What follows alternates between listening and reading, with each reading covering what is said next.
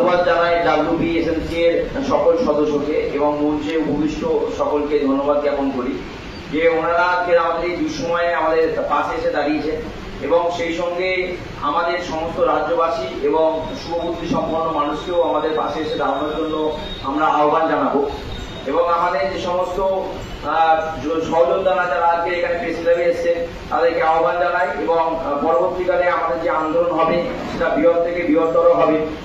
তার কারণও আমরা বলবো, আমরা শুধু মুখে বলছি না, এটা করেও দেখাবো।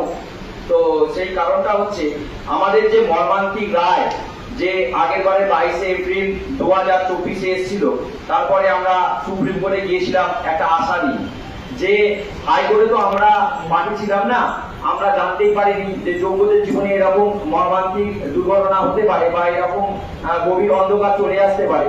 তো আমরা সুপ্রিম কোর্টের সামনে আমাদের সমস্ত তথ্য প্রমাণ সবকিছু তুলে ধরেছিলাম এবং সেখানে যে ইনভেস্টিগেশন অথরিটি ছিল সিবিআই, সেও কিন্তু ইনভেস্টিগেশন কমপ্লিট করেছে, তার চার্জশিট তার সমস্ত তথ্য কিন্তু তুলে ধরেছে। সেখানে কিন্তু আমরা যারা যোগ্য আছি, যারা যোগ্য গ্রুপ সি ও গ্রুপ ডি আছে, তাদের এগেনস্টে কিন্তু কোনো অ্যালিগেশন আনতে পারেনি, কোনো প্রমাণ কিন্তু দেখাতে পারেনি। তাই জন্য আমরা যে বর্তমান সময় সুপ্রিম কোর্ট থেকে যে রায় পাই, সেখানে কিন্তু দেখা গিয়েছে যে দুটো ভাগে ভাগ করেছে। টেন্টেড ক্যান্ডিডেট একটা নট স্পেসিফাইড টেন্টেড, একজনকে বলা হয়েছে 12% হারে টাকা ফেরত দিতে হবে, একজনকে বলা আছে যে কোনো টাকা ফেরত দিতে হবে না, একজনকে বলা আছে সে পরবর্তীকালে পরীক্ষায় অংশগ্রহণ করতে পারবে, আর যারা টেন্টেড ছিল তারা পরবর্তীকালে পরীক্ষায় অংশগ্রহণ করতে পারবে না।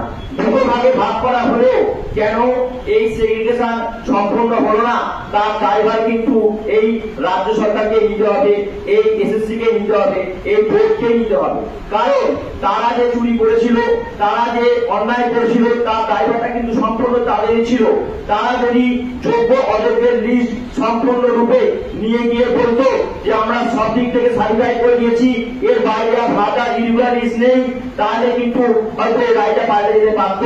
তার সঙ্গে সঙ্গে যে কোর্টের জাজমেন্টে লেখা আছে যে তাদের কাছে যদি hard copy of mirror image অথবা সফট কপি থাকতো, তাহলেও কিন্তু জাজমেন্ট পাল্টে দিতে পারত। কোর্টের রায় লেখা আছে আর্টিকেল 14 আর 16 যদি ভায়োলেট না হতো, তাহলে কিন্তু এই রায় পাল্টে দিতে পারত। আমি বলছি এখনো পর্যন্ত এই রায়কে পাল্টানো যায় যদি ওনাদের কাছে যে 22 লক্ষ মিরর ইমেজ কপি আছে, যে জন্য আমরা অনবরত আন্দোলন চালিয়ে যাচ্ছি, সেই 22 লক্ষ মিরর ইমেজ কপি ওয়েবসাইটে অবশ্যই আপলোড করতে হবে এবং সঙ্গে যোগ্য অযোগ্যের যে লিস্ট ওনারা 21 তারিখ আইনি পরামর্শ মারফত যে পাবলিশ করার প্রতিশ্রুতি দিয়েছে, সেটাকেও অবশ্যই করতে হবে। এবং শুধু যোগ্য অযোগ্যের লিস্ট এবং ওএমআর কপি বার হওয়ার পরে ওনাদেরকে বলতে হবে পরীক্ষার 56 ধাপ থেকে এই জন্য ওএমআর বিশ্লেষণ করেছিল সিবিআই, তেমনি আরো পরীক্ষার যে ধাপগুলো আছে, গ্রুপ সির ক্ষেত্রে রাইটিং টেস্ট আছে, আমাদের একাডেমিক স্কোর আছে এবং ইন্টারভিউ লিস্ট আছে এবং গ্রুপ এর ক্ষেত্রে ইন্টারভিউ আছে, অন্যান্য পরীক্ষার ক্ষেত্রে এরকম ধাপ আছে। প্রত্যেকটা ধাপকে কিন্তু এসএসসি চেয়ারম্যানকে সার্টিফাই করতে হবে এবং বলতে হবে যে ভাটা ইরেগুলার লিস্ট নেই, তাহলে কিন্তু আমরা কিন্তু আমাদের সম্মানের সঙ্গে আমাদের সপদে বহাল থাকতে পারবো, আমাদের সামাজিক অবক্ষয় আর হবে না। কিন্তু সেটা এখনো পর্যন্ত কিন্তু সরকারের তরফ থেকে কোনোভাবেই করা হয়নি। তাই আজকে এই কনফারেন্সের মাধ্যমে, এই প্রেস বাইরের মাধ্যমে আমি জানাতে চাই যে 22 লক্ষ সম্পূর্ণ ওএমআর কপি আপনাদের ওয়েবসাইটে পাবলিশ করতে হবে এবং যোগ্যদের অযোগ্যদের লিস্ট আপনাকে অবশ্যই পাবলিশ করতে হবে এবং সেটা নিয়ে কিন্তু পরবর্তী আইনি পর্যায়ে যেতে হবে। এর সঙ্গে আরেকটু যোগ করছি যে আমাদের যখন রায় বেরোলো, তারপরে প্রবর্তন থেকে একটা মিসলেনিয়াস অ্যাপ্লিকেশন করা হলো। আমরা কিছুটা স্বস্তি বা কিছুটা সান্ত্বনা পেলাম যে এই অ্যাপ্লিকেশনের মাধ্যমে যারা অন্তত নট স্পেসিফাইড টেন্টেড তাদের জন্য কিছু সুরাহ হবে এবং সেই সুরাহটাকে কাজে লাগিয়ে আমরা কিন্তু ভবিষ্যতের দিকে এগিয়ে যেতে পারবো। কিন্তু সেইখানে আমরা যা দেখলাম, আমি কোর্টের মধ্যে উপস্থিত ছিলাম, আমি বারবার ছুটে গিয়েছি যে ওনাদেরকে বলার জন্য যে আপনারা একবার বলুন, শুধু ছাত্রদের পড়ানো নয়, এই টোটাল শিক্ষা ব্যবস্থাকে ধরে রাখতে গেলে নন টিচিং স্টাফ অর্থাৎ গ্রুপ সি এবং গ্রুপ এর কিন্তু অতি অবশ্যক দরকার। এবং এইটা যতক্ষণ না আপনারা ওনাকে ভোগাতে পারছেন ততক্ষণ কিন্তু উনি কিন্তু কোনো এক্সটেনশন পিরিয়ড দিচ্ছে না। সঙ্গে এটাও বোঝানো দরকার ছিল যে যে সমস্ত নন টিচিংরা নট স্পেসিফাইড টেন্টে তাদের নাম্বার নিয়ে আপনারা বারবার শুধু পার্সেন্টেজের গল্পে যাচ্ছেন। এটা আমরা প্রথম থেকে দেখেছি যে একটি স্কুলে যতজন শিক্ষক নেওয়া হয় তার কিন্তু 1% কি 2% শিক্ষা কর্মী নিয়ে হয়। তাহলে বারবার আমরা কেন পার্সেন্টেজ অফ পড়াশোনার দিকে যাবো, কেন আমরা সংখ্যাগতের দিকে যাবো না?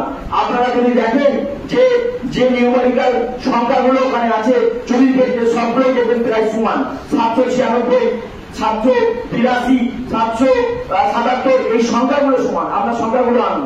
যেহেতু টিচারদের নিয়োগ প্রক্রিয়া বা যেহেতু তাদের অ্যাপয়েন্টমেন্টের সংখ্যা বেশি হয় তাই সেক্ষেত্রে পার্সেন্টেজ অফ পড়াশোনাটা কম দেখাচ্ছে। আর আমাদের যেহেতু বারবার এই পার্সেন্টেজ অফ পড়াশোনাটা বেশি দেখাচ্ছে কারণ আমাদের অ্যাপয়েন্টমেন্টটা কম। কিন্তু আপনারা ভুলে যাচ্ছেন আমরা যারা পরীক্ষা দিয়ে এই স্বল্প সংখ্যক সিটের মধ্যে এসেছিলাম আমরা কিন্তু 19 লক্ষ লোক একসঙ্গে পরীক্ষা দিয়েছি। আর তাদের মধ্যে যোগ্যতারা এই হিসাবে এখনো পর্যন্ত চিহ্নিত হয়ে আছে তাদের সংখ্যা কিন্তু 3400। অতএব ভাবুন তো 19 লক্ষ রেসপেক্টে এই 3400 তাহলে যোগ্যতার বিচারে কারা এগিয়ে আছে? কারা এগিয়ে আছে? ভাবুন। আমরা শুধু যোগ্য নয় যোগ্যতম। তাই বলছি যে নতুন করে বিজ্ঞপ্তি প্রকাশ বা উন্নতির চিন্তাভাবনা না করে যাতে আমরা আইনি প্রক্রিয়ার মাধ্যমে আবার আমাদের সম্মান এবং সমাজে বহাল রাখতে পারি তার ব্যবস্থা কিন্তু আপনাদের করতে হবে। কারণ অ্যাপয়েন্টমেন্ট লেটারে পরিষ্কার ভাবে লেখা ছিল যে শুধুমাত্র নিজের দেশে কিন্তু চাকরি যেতে পারে, আর চাকরি আমাদের দেশে যায়নি, চাকরি আপনাদের দেশে গেছে। তাই কিভাবে করবেন সেটা আপনাদের নির্বাচনের পরামর্শ নিন এবং আমাদেরকে পুনরায় সমাজে ফিরিয়ে আনার জন্য সব রকম ব্যবস্থা কিন্তু আপনাদেরকেই করতে হবে।